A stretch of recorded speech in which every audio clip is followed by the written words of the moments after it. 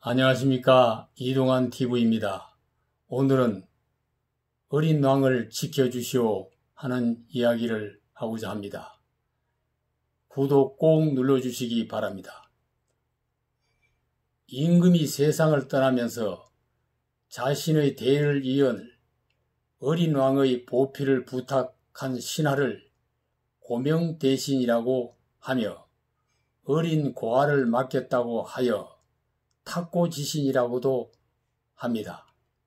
이 같은 고명대신은 어린 임금을 맡길 만큼 충성스럽고 먼 지방에 가서도 임금 뜻을 받들 만큼 능력이 있어야 하며 나라의 큰 기로 앞에서 목숨을 걸 만큼 저리가 있어야 합니다.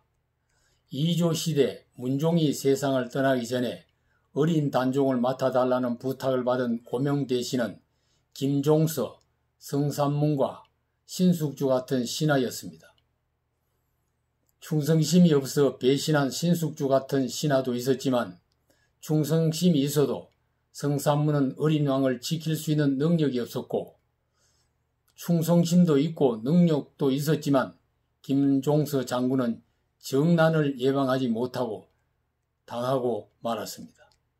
선조는 임진왜란이 일어나자 정실이 아닌 공빈에게서 태어난 18세 광해군을 세자로 책봉하고 외란의 평정을 위해 분조를 이끌게 합니다. 선조는 51세 19세의 신부와 국혼을 하고 원자가 태어나 영창대군이 됩니다. 선조는 영창대군이 3살이 됐을 때 광해군에게 왕위를 물려주고 세상을 떠납니다.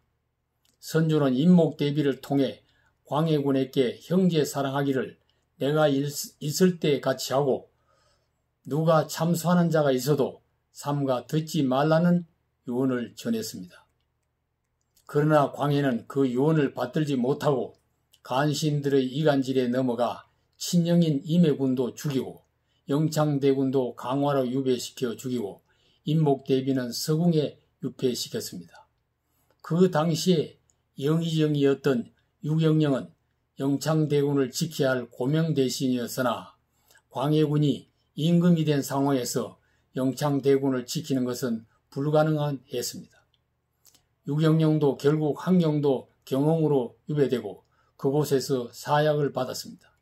이때는 적자가 아닌 광해군을 세자로 책봉해 놓고 대책 없이 사망한 선조에게도 큰 과오가 있다고 볼 수 있습니다.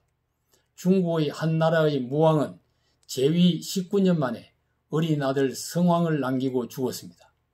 무왕의 동생인 주공이 조카인 성왕을 세워놓고 섭정을 했습니다. 주공을 의심하는 유언비어가 난무했으나 두려워하지 않았고 언나라 잔존 세력이 반란을 일으켰으나 용맹하게 물리쳤습니다. 주공이 섭정을 한 지 7년이 됐을 때 성장한 조카인 성왕에게 정권을 물려주었습니다.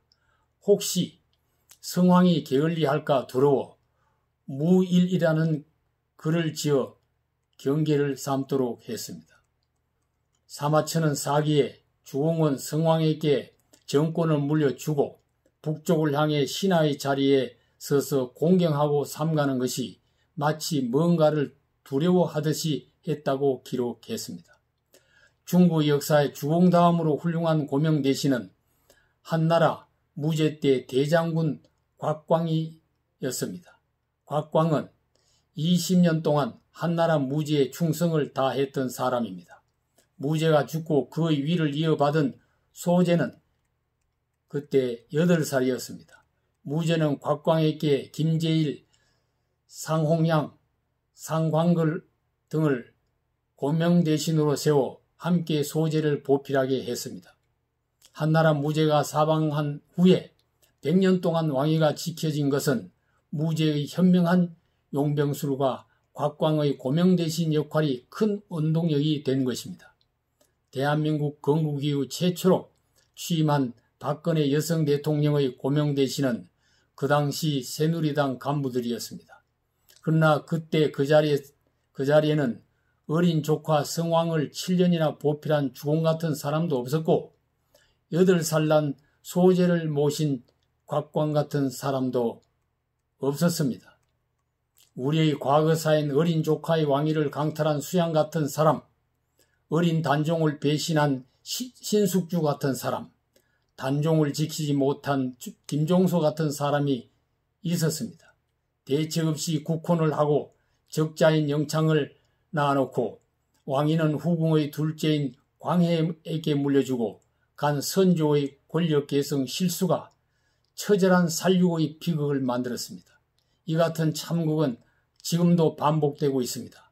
과거엔 나눌 수 없는 하나의 왕권을 두고 죽이고 죽는 비극이 벌어졌지만 지금은 그 범위가 확대되어 정치와 경제, 문화와 종교 등 이권이 발생되는 집단에는 유사한 형태의 권력 투쟁이 계속 일어나고 있습니다. 과거의 역사 속에서 권력 계승에 대한 교훈을 발견하고 교훈을 본받아야 할 것입니다. 감사합니다.